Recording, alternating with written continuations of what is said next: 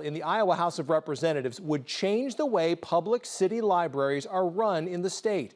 House Study Bill 678 would move library decisions on things like policies, books, and the use of library funding from an appointed board of trustees to the city council. It would also allow city councils to override decisions made by library boards and do so without voter approval. Officials with the city of Sioux City and Sioux City Public Library say they're against the changes that this bill proposes. KTIV's Katie Koppel joins me in studio tonight. So Katie, how could this bill impact the way that public libraries operate if the bill is passed? Right, Matt. So the Sioux City Public Library is governed by a 7-member board of trustees who are volunteers appointed by the city council. But if this bill passes, the board's responsibilities would shift to the city council. Both city and library officials told me today these bills are looking to find a solution before there is even a problem.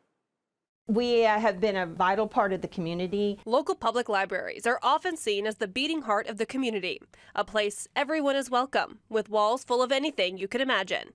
But that could change with the passage of 2 nearly identical bills in the Iowa legislature. They're going to lose that autonomy and that choice that they have of taking care of the library. Helen Rigdon is the director of the Sioux City Public Library. She says the library board of trustees is essential. Their mission is to, oversee us to make sure that, number one, that we're being fiscally responsible, but number two, to help promote the library, to make sure that we're meeting the community needs and that we're lowering barriers for the citizens. The bill, she says, is a solution to a problem that doesn't exist. We don't think there's a problem there.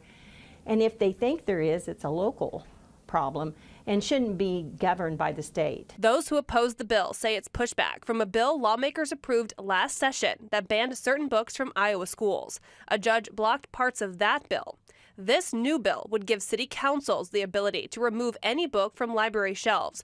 Rigdon says giving people of all walks of life the freedom to choose what they read is crucial. I think it allows them that worldview that, you're not alone, that you are accepted, you are part of life. Rigdon says the library and the city council have a good working relationship. City council member Dan Moore says they too oppose the bill. We as a city did not seek out the proposal, but it's not a one-size-fits-all by any means.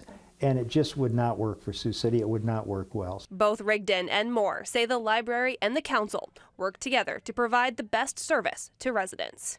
The staff's dedicated, the board's dedicated, and right now I know the city council and administration are dedicated to the library. It's just a fight that we're going through right now. Reporting in Sioux City, Katie Koppel, KTIV News 4.